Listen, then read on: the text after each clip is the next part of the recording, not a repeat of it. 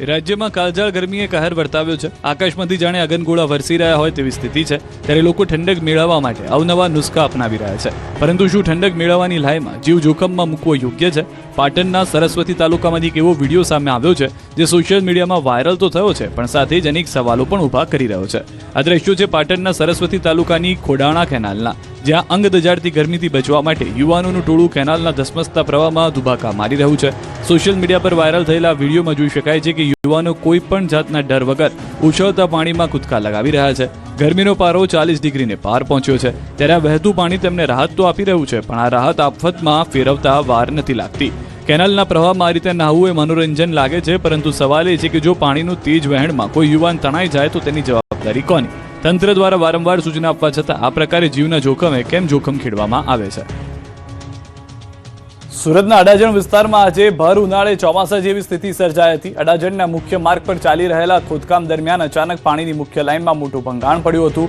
Pipeline ફાટતાની સાથે જ પાણીના ઊંચા ફુવારા ઉડ્યા હતા અને જોતજોતામાં આખો રસ્તો પાણી થઈ ગયો હતો। પાઇપલાઇન તૂટ્યા અને કલાકો વીતી ગયા હોવા છતાં મહાનગરપાલિકાના અધિકારીઓ કે એન્જિનિયરો ઘટના સ્થળે ડોકાયા નહોતા। એક બાજુ ઉનાળામાં પાણી બચાવવાની વાતો થાય છે, ત્યારે અહીં હજારો લીટર શુદ્ધ પીવાનું પાણી ગટરમાં વહી રહ્યું છે। રસ્તા પર પાણી ભરાઈ જવાને કારણે વાહન ચાલકોને પસાર થવામાં ભારે મુશ્કેલી પણ પડી રહી છે। ટુ વ્હીલર ચાલકો લપસી પડવાના ભય વચ્ચે રસ્તો પસાર કરવા મજબૂર બન્યા છે।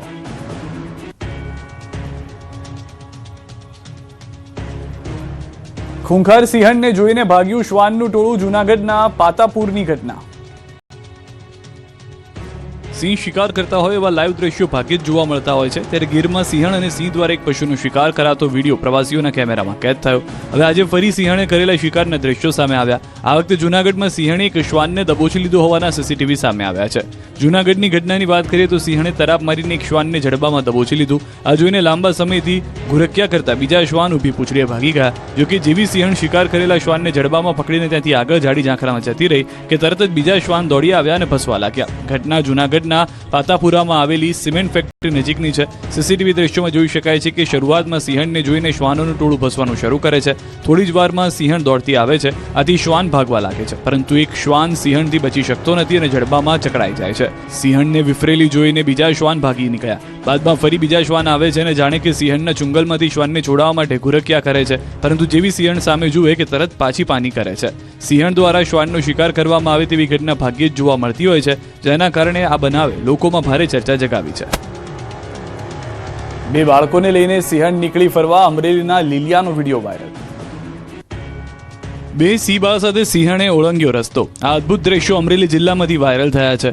ભર ઉનાળે સિંહ પ્રેમીઓમાં આ વિડીયો આકર્ષણનું કેન્દ્ર બની રહ્યો છે, જેમાં જોઈ શકાય છે કે એક સિંહણ પોતાના બે સિંહ બાળને લઈને રસ્તો ઓળંગી રહી છે।